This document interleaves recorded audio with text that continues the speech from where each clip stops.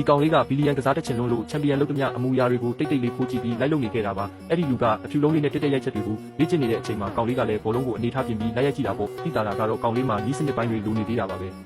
အဲ့ဒီအချိန်မှာပဲအဲ့ဒီလူကအနားကိုရှောက်လာပြီးကောင်လေးရဲ့ကိုဟန်နေထားကိုပြင်ပေးလိုက်တာနဲ့တင်ကောင်လေးကတက်တက်ရိုက်ချက်ကိုကျွမ်းကျင်ကစားနိုင်သွားခဲ့တယ်ပြီးတော့အဲ့ဒီလူကမျက်နှာကိုတစ်ပတ်နဲ့အုပ်ပြီးခဏနားတဲ့ထားကိုကောင်လေးကစိတ်ဝင်စားသွားပြီးသူလည်းလိုက်လုပ်ကြည့်တာပေါ့သူပြန်လို့လာတဲ့အချိန်မှာတော့အာယုံဆူဆိုင်မှုကတိတိတတ်တာကိုကောင်းမွန်လာတာကိုသိလိုက်ရတဲ့ကောင်လေးမှာပါရမီရှိတာကိုအဲ့ဒီလူကလိမ့်မိသွားပြီးတပည့်အဖြစ်လက်ခံလိုက်ပါတော့တယ်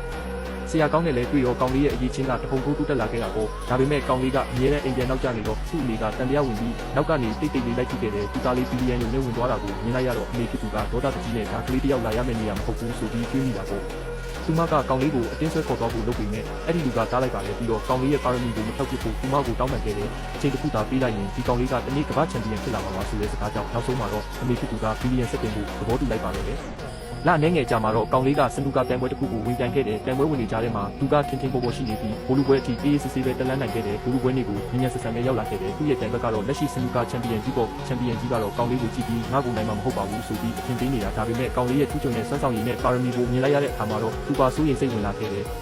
ရမတ်တွေကလည်းတောက်လျှောက်စီလိုတက်လိုက်နေတာအဲ့ဒီမှာကောင်လေးကစိတ်လှုပ်ရှားသွားပြီးခဏခဏအမားတွေလုံးမိလာတယ်နောက်ဆုံးပွဲစဉ်မစခင်မှာပဲကောင်လေးကလက်ကင်ပူဝါတကယ်ထုတ်ပြီးမျက်နှာပုတ်လိုက်တယ်ဒါကိုကြည့်နေတဲ့သူအားလုံးကအဝါဒကြီးနဲ့စိတ်ဝင်စားသွားကြတာပေါ့မိနစ်အနည်းငယ်ကြာမှာတော့လက်ကင်ပူဝါကိုဖယ်ပြီးစပွဲစီပြန်လာခဲ့တယ်